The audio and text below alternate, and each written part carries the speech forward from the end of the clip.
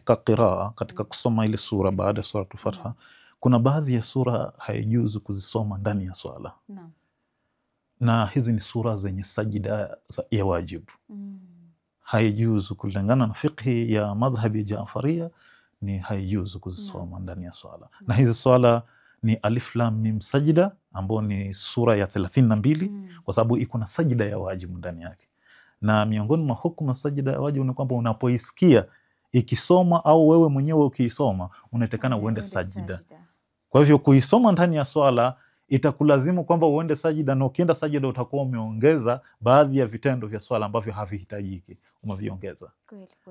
Kwa hivyo katika madhhab ya Ahlulbayt alayhim salam ni kwamba haijuzu kusoma sura zinaitwa azaim, ambazo ni sura zenye sajida za wajib. Ya kwanza ni Alif Lam Mim Sajida, ambayo ni sura ya 32. Vile vile kuna suratul Fussilat, ambayo ni sura ya 41, na kuna suratul Najm sura ya 53, na suratul Alaq ambayo ni sura ya 96.